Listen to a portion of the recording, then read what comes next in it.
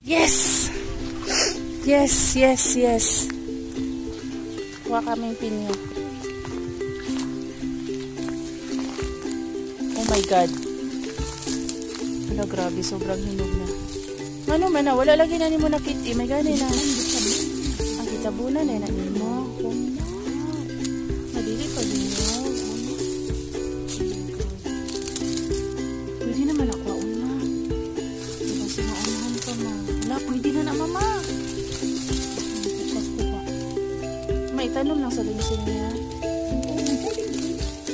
Yay! Marami namin iintayin natin niya guys.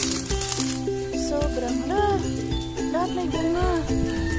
Oh my God! 20 ka buo. Oh my God, oh my God. Wow! Why so init daw. Oh my God! Why so arty na si Shang Shang. Yan guys, sobrang dami. Halos lahat ng may bunga. Yan. Maliliit pa sila. Basta yung nandito, 21, 20 na lang kasi kinuha na yung isa. Naman kaadlaw na nato makaon? 4 days pa? Ladugaya oy. Shang-Chi! Shang-Chi! Agoy. Uy! Yan, mamitas na rin ng guyabano guys. Yan, pipitasin na natin. Tadaan! Laki no? Marami pa siyang bunga. Tapos ito pa. Ayun! Yan. Thank you Lord God. Fresh na naman yung aming prutas. Kahapon, pinya naman yung binalatan ko. Ayan. So, ngayon naman, guyabano. Sobrang laki. Thank you, God. Ayan. So, hatiin ko na siya. Sana hindi sila kasi minsan kapag oh my gosh. Wow. Sarap nito, guys.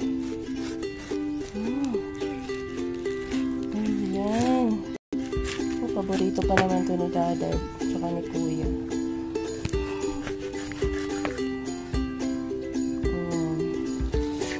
Kain tayo. Ayan. Ito yung perks kapag nasa farm ka nakatira guys. Namimitas ka lang. Ayan. Basta may tinanim. Kasi kahit naman malawak yung lupain nyo, kung hindi naman masipag magtanim, kung tamad magtanim, ibaon lang yung mga buto. Tutubo at mamumunga at mamumunga yan. Kainan na! Sarap-sarap!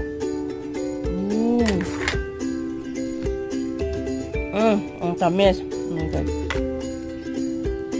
Ay, masarap. Perfect yung pagka, niya guys,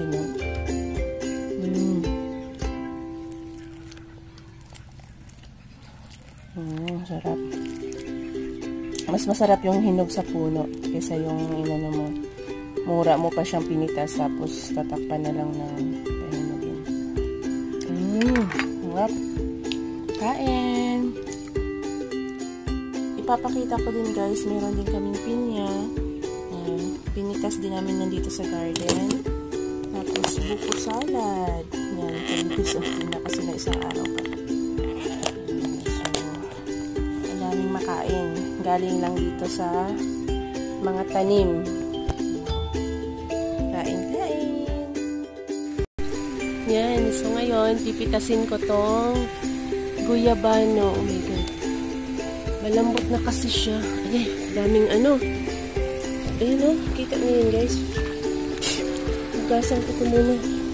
Oh my God. Pinagat na ako. Wait lang guys ha. So, hinigasan ko muna siya. Ito talaga yung best friend ng guyabano, aphids, at saka, naku, parang at saka, yung langgam na itim. Masakit to mga guys. Kaya kailangan, ibabrush muna. Parang may butas na, na-over na yata ito. Ay, hindi pa naman. So, excited tayo ngayon guys kasi tatlo yung napitas natin. May pinya, papaya na maliit. Kala ko nga sira na, hindi pa pala. And guyabano. So, ulitin ko. Ito yung perks kapag nakatira ka sa probinsya. At kung mahilig magtanim. Kasi walang silbi rin naman kahit nasa probinsya ka nakatira o may lupa ka, hindi ka mahilig. So, hayaan mo lang naman ito pag naano mo na yung seedlings. After isang taon, 2 taon. Nakapitas ka na. Yan. Siguro mga 2 days pa to guys. May mga 2 days pa siya pwede kain. Sarap po. Laki. Dami.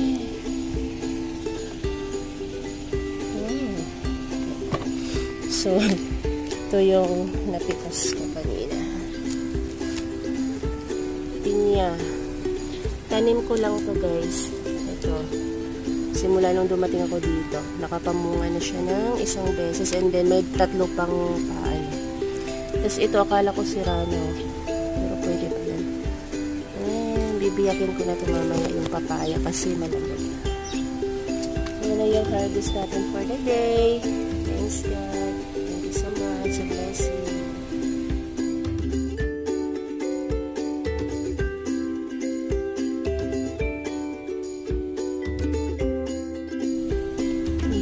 So, masaya lang. Dami nating kakainin. Ayan. Tapos namitas din kami ng talong. Tapos kumuha si Papa ng isang itlog. Sobrang cute oh. Alam na, tortang talong.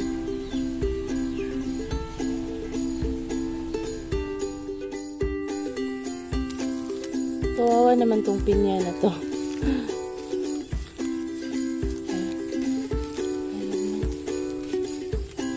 Manon na siya.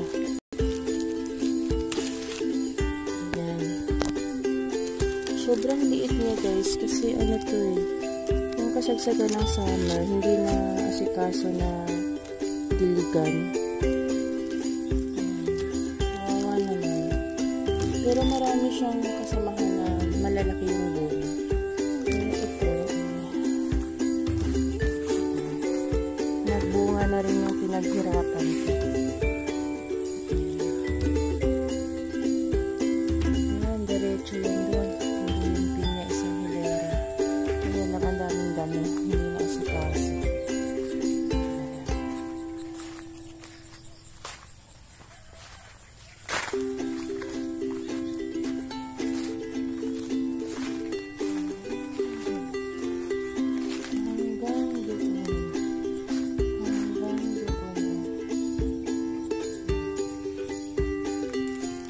Dadagdagan ko pa ito ng pagtanim. So, sa ngayon, ito yung ating fresh pinya. Freshly picked from the garden.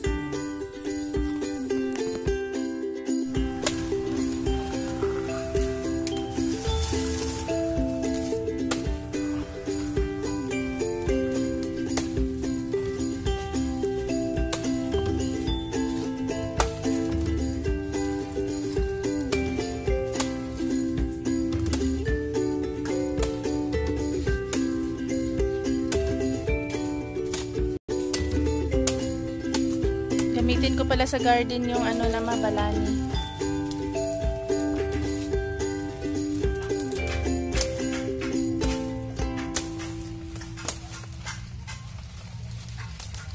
Ganyan lang ma, itumba mo lang yun na ganyan ma. O, kuha lang ng dahon pero ang balani, gagamitin ko yan. Yes, mayroon naman kaming saging.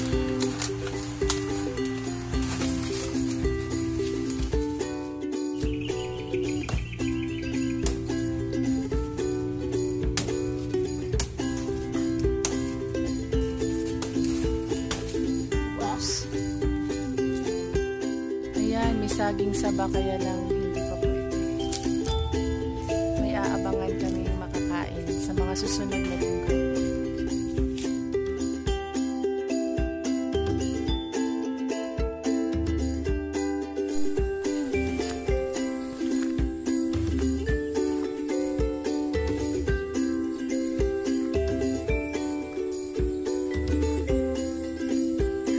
Pak, kini lagi?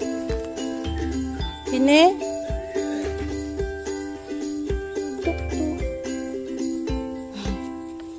Yan, mamimitas na naman ulit tayo ng pakwan.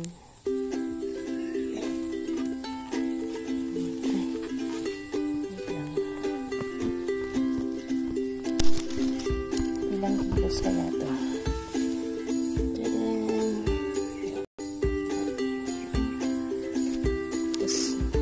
Ulit ay after ng pakwan magpitas tayo ng pinya. Guys, pakita ko lang sa inyo guys, oh, yung bayabas. Tingnan mo yung puno nila guys, maliit pa lang. Ayan. Pero non-stop na yung bunga nila. 1 year ito. Kasi nung simula nung dumating ako dito sa probinsya, nagtanim agad ako ng mga bayabas. Nag-start na silang mamunga lahat. Ito siyang isa. Halos araw-araw, namimitas ako ng bayabas sa puno. Source ko ng calcium, vitamin C. Gusto ko yung yung hindi pa masyadong malambot. Yung ganyan lang.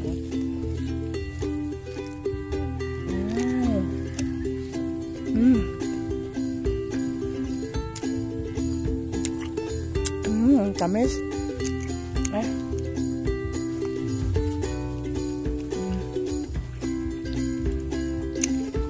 Ang kapal ng niya, no? Yung laman. Saka matamis. Tapos ito din, no?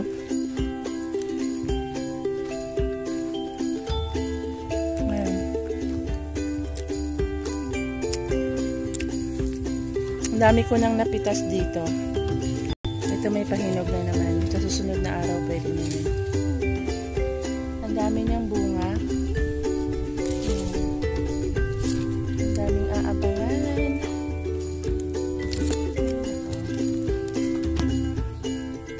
Basta itusok mo lang yung mga seedling ng bayabas. After 1 year, mag-start na silang mamunga.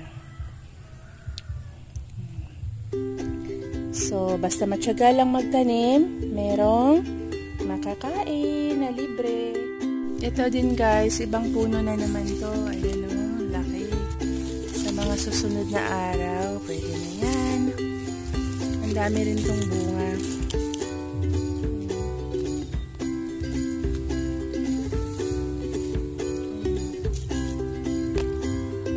Ang daming aabangan. So, hindi ko masyadong pinapalaki yung mga puno para abot lang namin at saka abot lang nung mga bata na tagalabas pag nangunguha ng lawa, yung spider, dala kasama na rin yung mga nakikita nilang bunga. Sa gabi sila nangunguha, kaya hindi namin nababantayan palagi. Sa araw or sa hapon, pag nakita namin sila, sinasabihan namin na wag naman nilang ubusin para may matira naman sa amin. Ayan. Daming cute na bunga. Yan. Ito naman yung mga tinanim ko na mga pinya. Ayun. Wala pa silang bunga pero kahit pa paano lumalaki na sila. Hanggang doon yan. Nilinis nila papa yung mga damo. Tapos punta tayo dito guys kasi papakita ko sa inyo yung upo. Tcharan! Ayan. Ang dami naming aabangan na gulay. Ang daming makakain ni Bechay. Ayan. At saka ito yung kalaban namin dito. Ito na.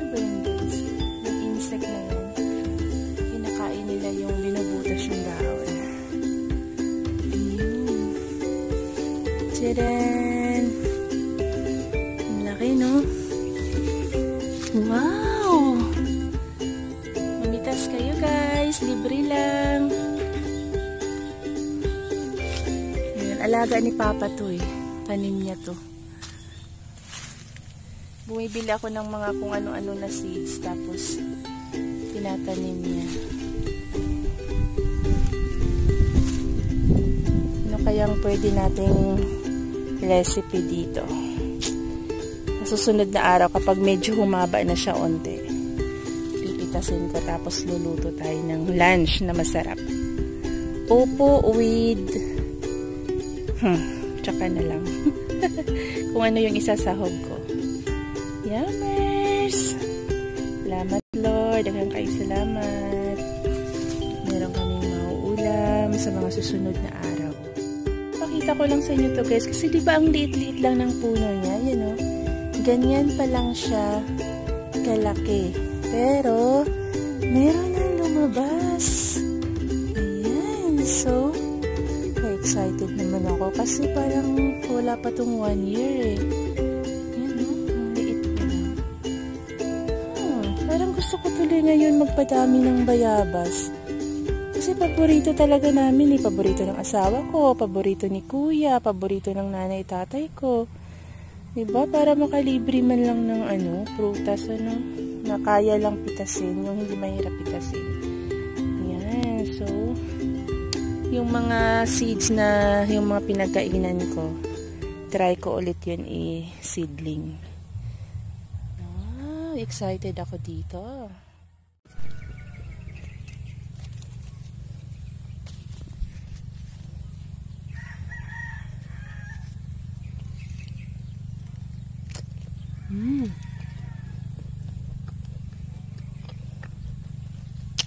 Ang tamis. Sarap. Mamitas na naman si ate. Ayan. Merienda ko. Sarap.